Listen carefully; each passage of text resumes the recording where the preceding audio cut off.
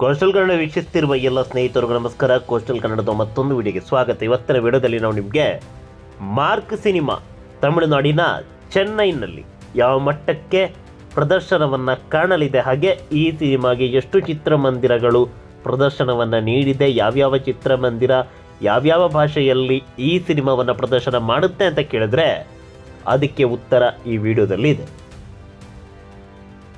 25ನೇ ತಾರೀಕು December 25 Christmas ಹಬ್ಬದ ಪ್ರಯುಕ್ತ ಈ ಸಿನಿಮಾ ಪ್ರಪಂಚಾದ್ಯಂತ ಏಕಕಾಲಕ್ಕೆ ತೆರೆಗೆ ಅಪ್ಪಳಿಸಲಿದೆ.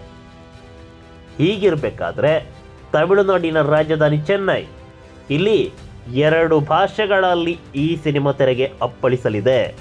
ಮೂಲ ಭಾಷೆ ಕನ್ನಡ, ಹಾಗೆ ಅಲ್ಲಿನ ತಮಿಳು ಭಾಷೆಯಲ್ಲಿ ಈ ಸಿನಿಮಾ ಪ್ರದರ್ಶನ ಕಾಣಲಿದೆ. ಕನ್ನಡಕ್ಕೆ ಎಷ್ಟು ಚಿತ್ರಮಂದಿರ, ತಮಿಳು ವರ್ಷನ್ನ ಮಾರ್ಕ್ ಸಿನಿಮಾಗೆ ಎಷ್ಟು ಚಿತ್ರಮಂದಿರ ಅಂತ ಕೇಳಿದ್ರೆ, ಮೊದಲಿಗೆ ನಾವು ಕನ್ನಡ ವರ್ಷನ್ನ ಮಾರ್ಕ್ ಸಿನಿಮಾಗೆ ಸಿಕ್ಕಿರುವ ಚಿತ್ರಮಂದಿರ ಎಷ್ಟು ಅಂತ ಕೇಳಿದರೆ 2 ಚಿತ್ರಮಂದಿರ, ಒಂದು ಮಾಯಾಜಾಲ ಮತ್ತೊಂದು AGS ಸಿನಿಮಾಸ್. ಒಟ್ಟು 2 ಚಿತ್ರಮಂದಿರಗಳಲ್ಲಿ ಕನ್ನಡ ಭಾಷೆಯ ಮಾರ್ಕ್ ಸಿನಿಮಾ ಪ್ರದರ್ಶನ ಕಾಣುತ್ತೆ. ಈ ಮಾಯಾಜಾಲ ಚಿತ್ರಮಂದಿರದ ಬಗ್ಗೆ ನಾವು ನಿಮಗೆ ಹೇಳಲೇಬೇಕು. ಇಲ್ಲಿ ಕನ್ನಡ ಸಿನಿಮಾಗಳ ಪ್ರದರ್ಶನ ಹಾಗೊಮ್ಮೆ ಹೀಗೊಮ್ಮೆ ನಡೆಯುತ್ತೆ. ಇಲ್ಲಿ ಕನ್ನಡ ಸಿನಿಮಾ 50 ದಿನವನ್ನು ಪೂರೈಸಿದೆ. ಯಾವ ಸಿನಿಮಾ? ನಮ್ಮ ಅಪ್ಪು ಸರ್ ಅವರ ಜಾಕಿ ಸಿನಿಮಾ ಇಲ್ಲಿ 50 ದಿನವನ್ನು ಪೂರೈಸಿದೆ. ಅದು ಕನ್ನಡ ವರ್ಷನ್ನಲ್ಲೇ. ಆ ಮಟ್ಟದಲ್ಲಿ ಅತ್ಯುತ್ತಮ ಸಿನಿಮಾಗಳಿಗೆ ಮಾಯಾಜಾಲ ತನ್ನ ಪರದೆಯನ್ನು ನೀಡಿದೆ.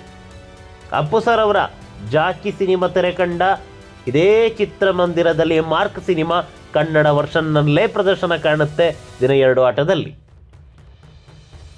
ಮೊದಲ ಪ್ರದರ್ಶನ 2:10ಕ್ಕೆ. ಪ್ರತಿಕ್ರಿಯೆ ನೋಡಿ, ಒಂದಿಷ್ಟು ಟಿಕೆಟ್ಗಳು ಬುಕ್ ಆಗಿವೆ.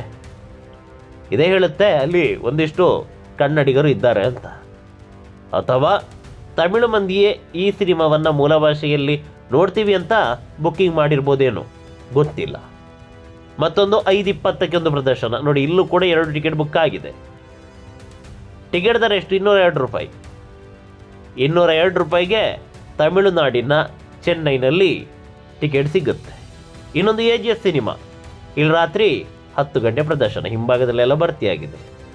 ಹಿಂಭಾಗದಲ್ಲಿ 2 ರೋ. ಇದು ಪ್ರೇಕ್ಷಕರು ಭರ್ತಿ ಮಾಡಿರೋದು ಅಥವಾ ಚಿತ್ರಮಂದಿರದವರೇ ಅಲ್ಲಿಗೇನೆ? ಅಂದರೆ ಒಂದು ವೇಳೆ ಫುಲ್ ಆದರೆ ಚಿತ್ರಮಂದಿರಕ್ಕೆ ಹೋಗಿ ಟಿಕೆಟನ್ನು ಪಡ್ಕೊಳ್ಳೋ ವ್ಯವಸ್ಥೆ ಇದೆಯಲ್ಲ, ಅಲ್ಲಿ ಹೋಗಿ ಟಿಕೆಟ್ ಇಲ್ಲ ಅಂತ ಹೇಳಿದ್ರೆ ಗಲಾಟೆ ಮಾಡ್ತಾರೆ. ಹೀಗಾಗಿ ಅವರೇ ಬ್ಲಾಕ್ ಮಾಡಿರ್ತಾರೆ.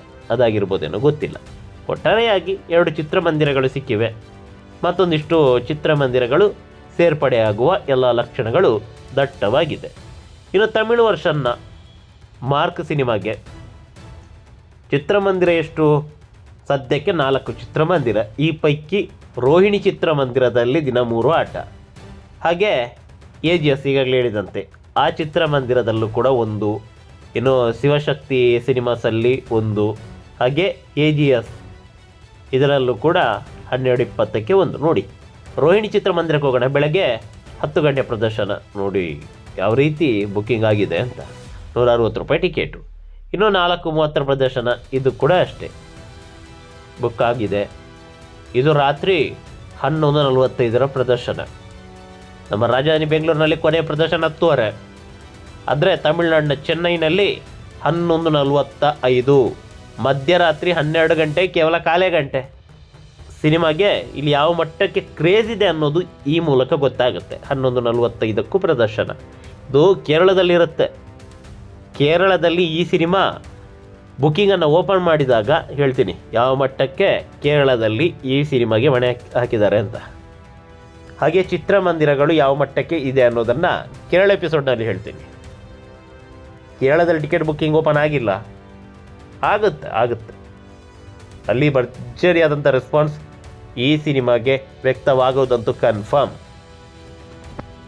ಇನ್ನು ಮಿಕ್ಕುಳಿದ ಚಿತ್ರಮಂದಿರ AGS ಇಲ್ಲಿ ನೋಡಿ ಹಿಂಭಾಗದಲ್ಲಿ ಆಗಿದೆ. ಇದು ಏನಂತ ಅರ್ಥ ಆಗ್ತಾ ಇಲ್ಲ.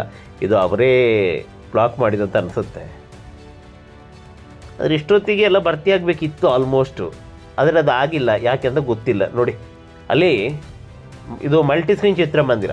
ಅಲ್ಲಿ ಮಿನಿಮಮ್ ಟಿಕೆಟ್ ದರ ಎಷ್ಟು ಗೊತ್ತಾ? ನೋಡಿ 54 ರೂಪಾಯಿ. ಅಲ್ಲಿ 54 ರೂಪಾಯಿ ಕೂಡ ಟಿಕೆಟ್ ಸಿಗುತ್ತೆ ಮಲ್ಟಿ ಸ್ಕ್ರೀನ್ ಚಿತ್ರಮಂದಿರದಲ್ಲಿ. ನಮ್ಮಲ್ಲಿ ಮಿನಿಮಮ್ಮೇ 200-250 ಮಲ್ಟಿಸ್ಕ್ರೀನ್ ಚಿತ್ರಮಂದಿರದಲ್ಲಿ. ಹಂಗಲ್ಲ, ಅಲ್ಲೊಂದಿದೆ 54 ರೂಪಾಯಿ. ಅಂದರೆ ಸಾಮಾನ್ಯ ವರ್ಗದ ಪ್ರೇಕ್ಷಕರು ಸಿನಿಮಾವನ್ನು ವೀಕ್ಷಣೆ ಮಾಡಲಿ ಅಂತ ಈ ರೀತಿಯಾಗಿ ಕಡಿಮೆಯಲ್ಲಿ ಕೊಡ್ತಾರೆ. ನಮ್ಮಲ್ಲಿ ಅದು ಇಲ್ಲವೇ ಇಲ್ಲ. ಮೊದಲೆಲ್ಲ ಸಿಂಗಲ್ ಸ್ಕ್ರೀನ್ ಚಿತ್ರಮಂದಿರದಲ್ಲಿ ಗಾಂಧಿ ಕ್ಲಾಸ್ ಅಂತ ಇತ್ತು, ಕಡಿಮೆಯಲ್ಲಿ ಆಗ್ತಾ ಇತ್ತು.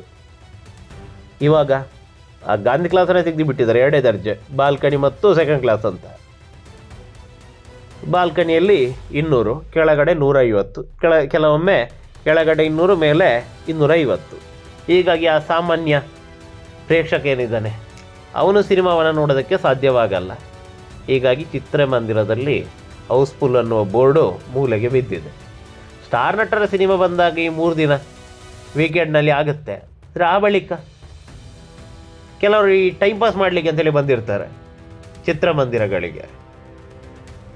ಎಲ್ಲೊಂದು ಹೋಗಬೇಕಾಗಿರುತ್ತೆ, ಅಲ್ಲಿ ಸ್ವಲ್ಪ 1 ಅವರ್ ಲೇಟು. ಏನು ಮಾಡ್ತಾರೆ, ಗಾಂಧಿ ಕ್ಲಾಸಲ್ಲಿ ಟಿಕೆಟನ್ನು ಪಡ್ಕೊಂಡು ಸಿನಿಮಾವನ್ನು 1 ಗಂಟೆ ನೋಡ್ತಾರೆ ಮತ್ತು ಹೋಗ್ತಾರೆ.